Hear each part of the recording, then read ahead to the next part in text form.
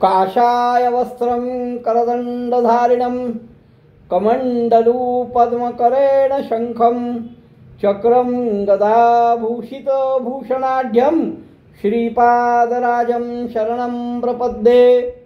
नमो जन्मभूमी जिथे जन्म झाला, नमो आर्यभूमी जिथे वाढियेला, नमो कर्मभूमी जिथे गुप्त झाला। नमस्कार माझा सद्गुरु दत्तात्रेयाला। अवधूत चिंतन श्री गुरुदेव दत्त। साधकांनो, काल आपण बघितलं पोट दुखणारा ब्राह्मण, ज्याला पोटदुखीचा रोग आहे असा ब्राह्मण हा आत्महत्या करायला जात असताना त्याला सद्गुरूंनी थांबवलं, सायन देवाला सांगितलं की याच्याकरता मी औषध देतो, तू याला जेवायला घेऊन जा, तुझ्या घरी याला जेवायला घाल। सायन देव म्हणतोय, महाराज तुम्ही सांगता हे ठीक आहे, पण तुम्हाला माहिती आहे का याला पोटदुखीचा त्रास आहे, हा जर जेवला तर हा प्राणत्याग करेल आणि मग मला ब्रह्महत्या घडेल।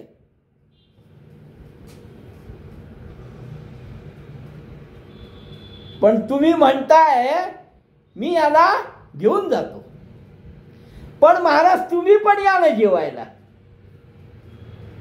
तुम्ही पण माझ्या घरी जेवायला या। सद्गुरूंनी होकार दिला। अंगीकारणी तया वेळी श्री गुरुनाथ निरोप देती। सिद्ध सांगतोय, सद्गुरूंनी होकार दिला। अरे तुला सांगतो नामधारका शिष्यरत्ना, मी होतो बर का तिथे,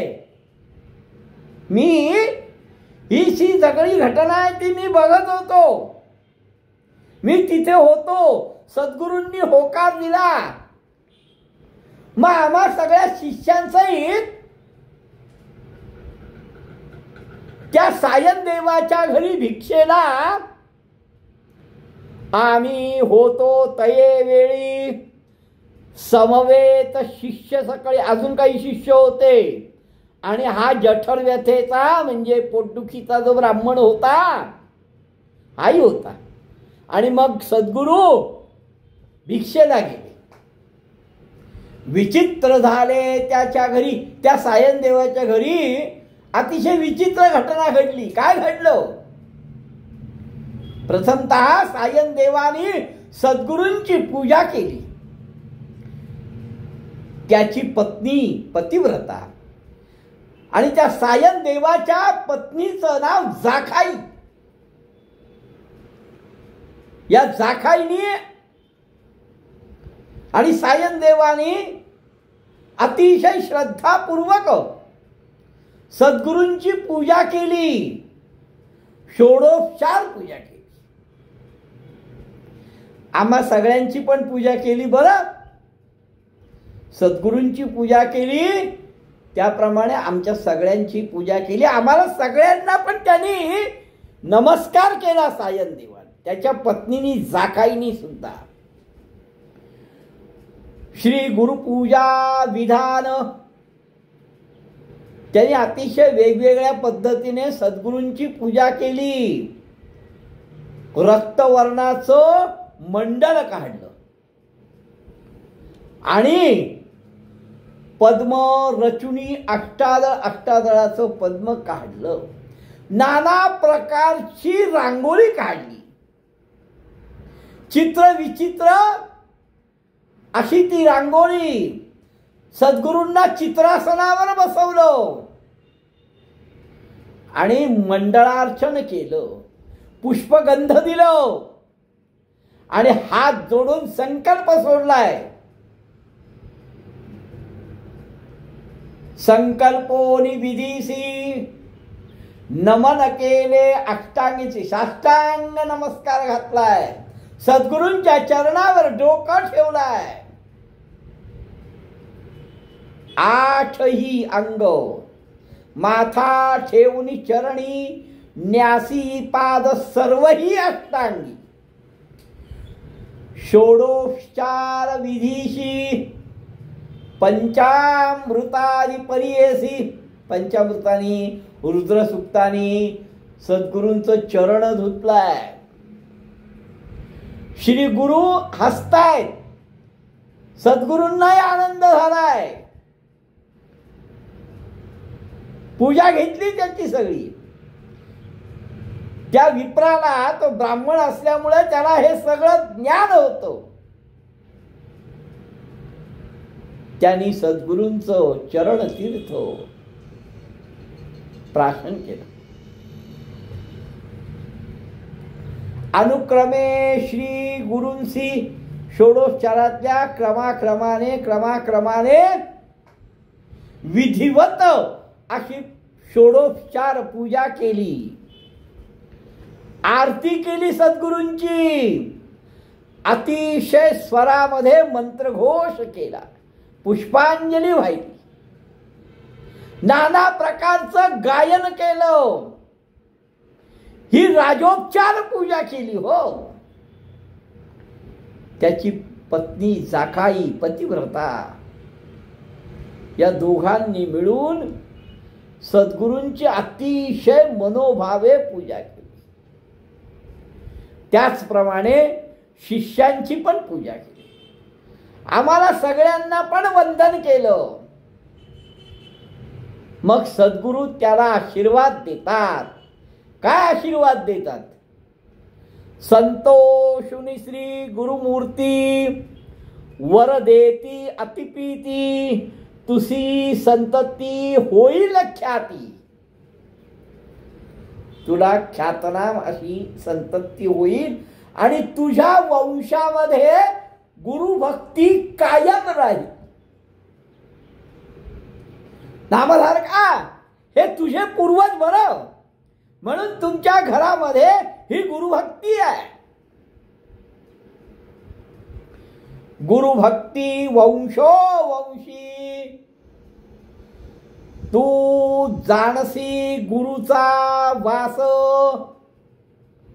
अभिवृद्धी होय वंशोवंश. तू गुरूंचा भाव जाणलायस, गुरूंना जाणलायस, वंशोवंश तुझी वृद्धी होईल. पुत्र पौत्र नांदतील तुझ्याकडे. तुझी प्रचंड तुझे वंशज गुरुभक्ती करतील. ऐसे बोलोनी द्विजाशी असं सांगून त्याला आशीर्वाद दिलाय. अतिशय आनंदाने नरसिंह सरस्वतींनी सायन देवाला आशीर्वाद दिलाय. सद्गुरूंना नमस्कार करून पानं घ्यायला सुरुवात केली. अहो नाना प्रकारची पक्वान्न बनवली होती. काय भाज्या विचारू नका, चटण्या विचारू नका, कोशिंबीर प्रचंड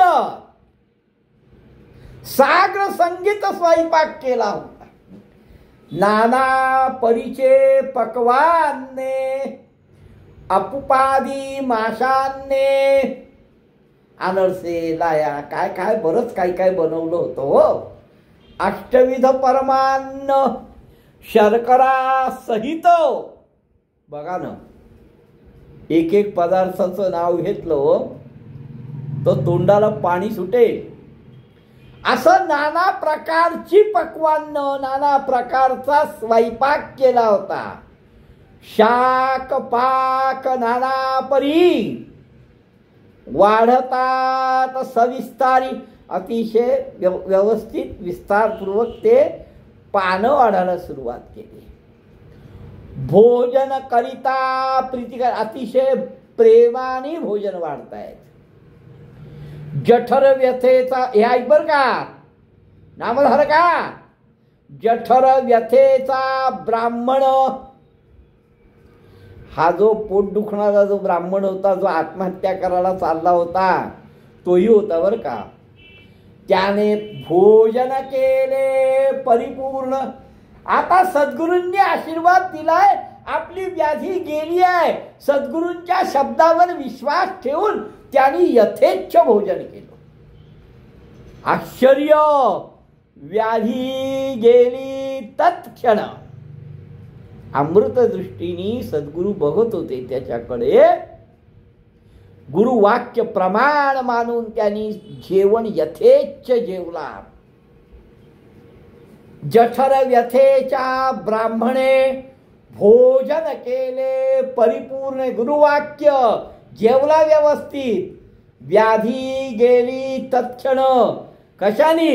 श्री गुरुचे कृपा दृष्टीने. सद्गुरूंची कृपा दृष्टी त्याच्यावर झाली, त्याची व्याधी निघून गेली. ज्याप्रमाणे लोखंडाला परिसाचा स्पर्श व्हावा आणि त्याचं सोनं व्हावं, त्याचप्रमाणे सद्गुरूंचं दर्शन झालंय. मग त्याला व्याधी कशी राहील सांग मला बरं. हा प्रश्न सिद्धांनी नामधारकालाच विचारला.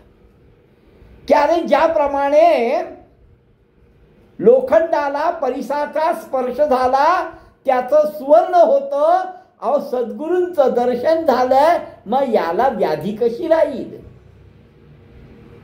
ज्याप्रमाणे सूर्य उगवल्यानंतर अंधकार नाहीसा होतो, आणि मग गुरुकृपा जर याला झाली आहे तर याला दैन्य तरी कसं राहील. सिद्ध नामधारकाला सांगतोय. ऐसे परिश्री गुरुनाथ भोजन केले शिष्यांसहित. सद्गुरूंनी शिष्यांसोबत व्यवस्थित भोजन केलं. सगळ्यांना खूप आनंद झालाय. सायन देवाला अति आनंद झालाय. जाखाईला पण आनंद झालाय. सगळे जण मात्र आश्चर्य करायला लागले की अहो या ब्राह्मणाला अन्न खाल्ल्यानंतर पोट दुखाचं, पण तो यथेच्छ जेवलाय, काहीच त्रास होत नाहीये. सगळं खाल्लंय त्यांनी. सगळे जण आश्चर्य व्यक्त करतायत. अहो द्विजासी होते वैरी अन्न. त्या विप्राला, त्या द्विजाला, त्या ब्राह्मणाला अन्न वैरी होतंय, आणि तेच अन्न सद्गुरूंच्या अमृत दृष्टीने, सद्गुरूंच्या कृपेने तेच अन्न औषध झालं आणि याची व्याधी गेली. सिद्ध म्हणे नामधारका ऐक. गुरुकृपा होय ज्यास जन्मांतरीचे जाती दोष. अरे नुसत्या गुरुकृपेने जन्मांतरीचे दोष जातात बरं. मग ती व्याधी काय राहणार आहे, ती पोटदुखी काय राहणार आहे. जन्मांतरीचे दोष गुरुकृपेने जातात. याला तर गुरुकृपा झाली आहे, मग याला व्याधी कशी राहील. सद्गुरूंनी आपल्या कृपादृष्टीने त्याची व्याधी घालवली. नामधारक सिद्धाला नमस्कार करतोय. नामधारक शिष्य सिद्धाच्या चरणावर मस्तक ठेवतोय. अतिशय कौतुकाने प्रश्न विचारतोय. हे योगेश्वरा, हे गुरुवर, तू सिद्धमूर्ती आहेस, तू ज्ञानसागर आहेस, तू तिथे होता असं म्हणतोयस, मग पुढे काय झालं. त्याची व्याधी गेली हे कळलं, तू तिथे होतास, पुढे काय झालं ते जरा आम्हाला सांग विस्तारून. तेव्हा त्या उदरव्यथेचा जो ब्राह्मण आहे त्याच्यावर सद्गुरू प्रसन्न झाले, त्याच्यावर कृपा केली, त्याची व्याधी गेली. हे सगळं तू आम्हाला सांगितलंस, पुढे काय झालं. हे नामधारकाचं बोलणं ऐकून सिद्धाला आनंद वाटलाय. का तर नामधारकाला गुरुचरित्राची गोडी लागली आहे. तो गुरुचरित्राशी एकरूप होतोय. तो सद्गुरुमय होतोय. सद्गुरूंविषयी प्रचंड भक्ती त्याच्यामध्ये निर्माण होते आहे. ऐक शिष्या शिखामणी. ऐक, तू आता मला विचारलंयस तर मी सांगतोय. त्या सायन देवाच्या घरी सद्गुरूंनी भिक्षा केली, त्याला आनंदाने आशीर्वाद दिला, त्याच्यावर प्रसन्न झाले. सद्गुरूंची त्यांनी अशा प्रकारे पूजा केली की ज्यांनी सद्गुरू त्याच्यावर प्रसन्न झाले. तया सायनदेव विप्रासी. त्याला सद्गुरूंनी अतिशय आनंदाने बोलले की अरे हे बघ, तू माझा वंशोवंशी भक्त होणार आहेस. तूच नाही, तुझ्या येणाऱ्या पुढील पिढ्या या पण माझ्या भक्त होणार आहेस. माझी तुझ्यावर खूप प्रेम आहे. माझी प्रीती तुझ्यावरी, माझं तुझ्यावर खूप प्रेम आहे. हे ऐकल्यानंतर सायन देवाला आनंद झाला. का आनंद होणार नाही? गुरु स्वतः मुखाने सांगतायत की माझं तुझ्यावर प्रेम आहे. तया सायन देव द्विजासी. श्री गुरु बोलती संतोषी. भक्त हो रे वंशोवंशी, माझी प्रीती तुझवरी. ऐकोन श्री गुरूंचे वचन, सायनदेव विप्र करी नमन. माथा ठेवणी चरणी, त्यासी झाली पुन्हा पुन्हा. पुन्हा पुन्हा सद्गुरूंच्या पायावर डोकं ठेवतोय. आनंद झालाय. सद्गुरूंनी स्वतःहून आशीर्वाद दिलाय.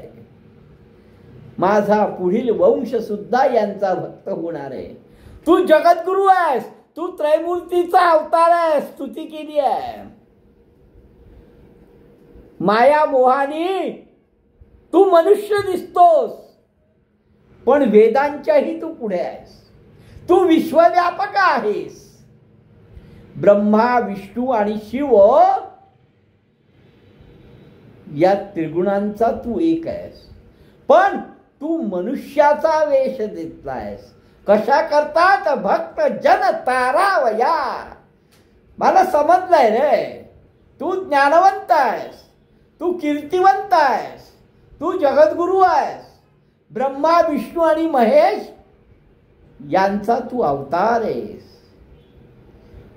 आम्हाला माया मोहानी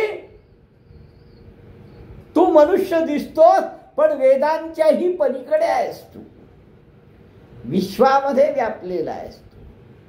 तू मनुष्याचं रूप धरलाय ते फक्त जगाच्या कल्याणाकरता, भक्तांना तारण्याकरता. अरे तुझा महिमा कसं वर्णन करावा? माझ्याकडे शक्ती नाही. तुझं वर्णन करण्याचे, तुझं महात्म्य सांगण्याची शक्ती माझ्याकडे नाही. आता एक करा, मी आता एक मागणं मागतोय, तेवढं करा. माझ्यावर कृपा करा. माझ्या वंशामध्ये येणाऱ्यांना प्रचंड भक्ती उत्पन्न व्हावी, त्यांना सौख्य प्राप्ती व्हावी, त्यांचे पुत्र पौत्र आणि सगळ्यांना सद्गती प्राप्त व्हावी. एवढं फक्त करा गुरुवरी. माझ्या वंशामध्ये भक्ती वाढावी, सौख्य मिळावं, पुत्र पौत्र सुखानी नांदावे, नंतर त्यांना मोक्षाची प्राप्ती व्हावी. ऐसी विनंती करुण पुनरपि वचनी करुणा वचन. अतिशय करुण भावना विवश होऊन पुढे सांगतोय, मी यौवनाच्या द्वारामध्ये चाकरी करतोय, तो महाक्रूर आहे. तो दरवर्षी ब्राह्मणांचा घात करतो, ब्राह्मणांचा द्वेष्टा आहे, ब्राह्मणांना त्रास देतो. आणि म्हणून आज मला त्यांनी बोलावलाय. मी इथला अधिकारी असलो तरी तो सर्व मोठा आहे, ब्राह्मणांना त्रास देतो. त्याच्या जवळ जाताना मला भीती वाटते की आता तो माझा प्राण तर नाही घेणार. पण सद्गुरु, तुमचं चरण, तुमची कृपा प्राप्त झाली आहे.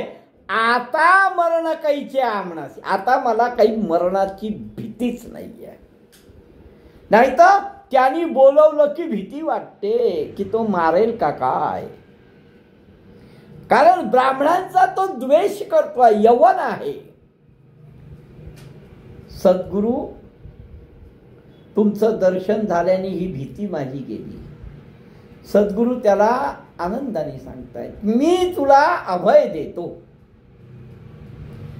आपला हस्त त्या सायन देवाच्या मस्तकावर ठेवला आणि म्हणतो, चिंता करू नकोस. भीती मनातनं काढून तू ताबडतोब जा, त्या यौवनाला भेट. त्यांनी बोलवलंय ना तुला, जा तू भेटायला. घाबरू नकोस, भय सोडून तुवा जावे. मनातली भीती काढून टाक आणि त्या क्रूर यौवनाला भेटायला जा. अरे मी तुला खात्री देतो, तो तुला परत माझ्याकडेच पाठवी. सायन देवानी आपल्या मनातली भीती सद्गुरूंना कथन केली की मी एका यौवनाकडे चाकरी करतोय, तो अतिशय क्रूर आहे, दुष्ट आहे, ब्राह्मणांना मारतो, ब्राह्मणांचा द्वेष करतो. आणि आता त्यांनी मला बोलावलंय, त्यामुळे मला भीती वाटते की तो माझा प्राणबिन तर घेणार नाही ना. सद्गुरू म्हणतात, घाबरू नकोस रे. त्याच्या डोक्यावर हात ठेवला, घाबरू नकोस, शांत हो. मनामध्ये कुठल्याही प्रकारचं किलमिश येऊ देऊ नको, चिंता करू नकोस, कुठलाही विचार करू नकोस. सगळी भीती सोडून तू त्याच्याकडे जा. तो यौवन, त्याला भेटायला जा, बोलवलंय तुला, जा. तो आनंदाने तुला परत माझ्याकडे पाठवेल.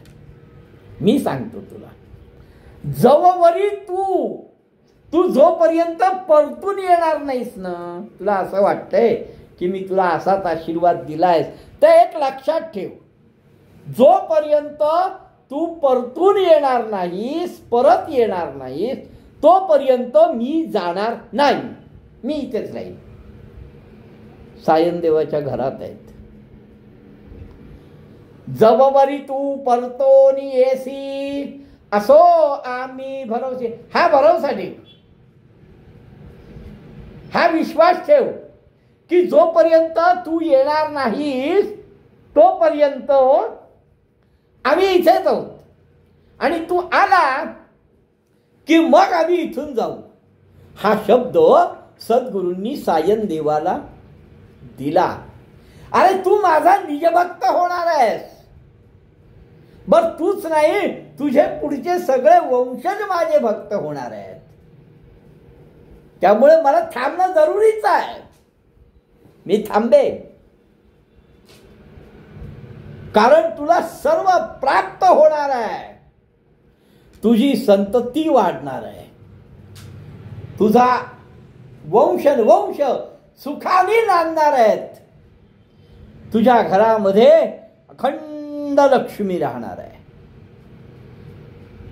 बर नुसतीच लक्ष्मी नाही, तर तुम्ही सगळे निरोगी असाल, शतायुष्य असाल, आयुष्यही वाढणार आहे, लक्ष्मी पण स्थिर राहणार आहे, वंशोवंशी माझे भक्त पण होणार आहात. त्यामुळे तू घाबरू नकोस, तू जा त्याच्याकडे, तू जाऊन येईपर्यंत मी इथे थांबतो. ऐसा वर लाधोन निघे सायन देवा. आता हा वर मिळाल्यानंतर, हा आशीर्वाद मिळाल्यानंतर सायन देवाच्या मनात कसली भीती राहते. सायन देव निघाला, ज्या ठिकाणी यवन आणि याला बोलावलं होतं त्या ठिकाणी गेला. गेला त्वरित दयाजवळी. अहो, तो जवळ गेल्यानंतर पहिले सायन देवाला तो यमासारखा दिसायला लागला. कालांतक यम देखा. यवन दृष्ट परियेसा, तो दुष्ट यवन यमासारखा दिसाला. ब्राह्मणाला बघितल्यानंतर तो ज्वालारूप झाला, भडकला. हा आलाय कशाला, यांनी सांगितलेलं काम केलं नाही असं तसं तो भडकला, ज्वालारूप झाला.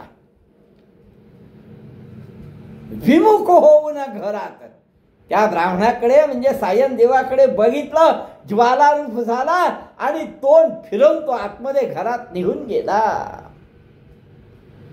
गेला यवन कोपत. हा सद्गुरूंनी सांगितलं तर होतं, पण हे तर उलट घडतं इथे.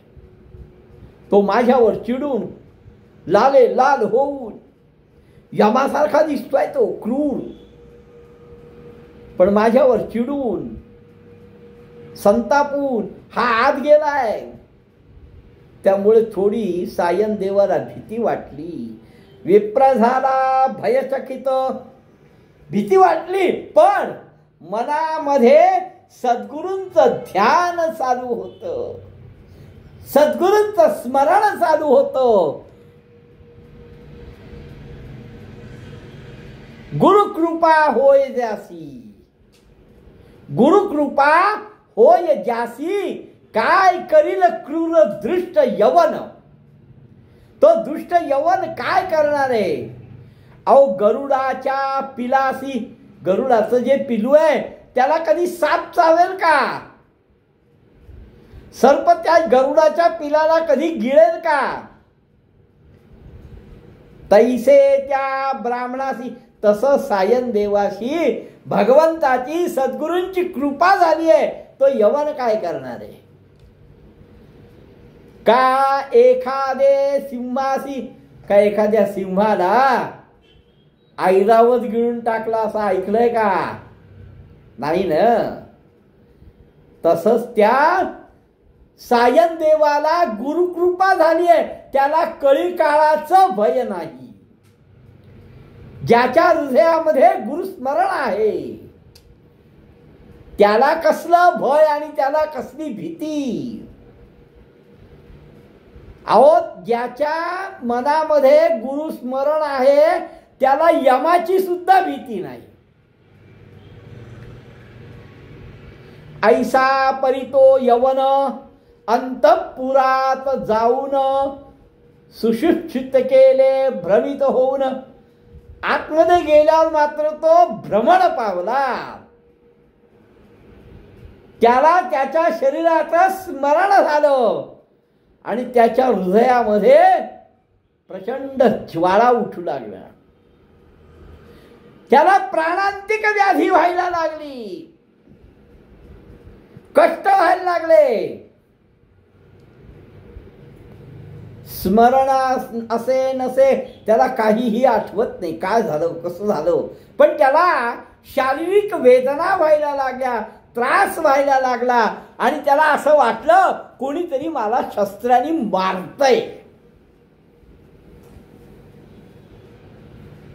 आणि एक ब्राह्मणच आपल्याला मारतोय असं त्याला वाटायला लागलं.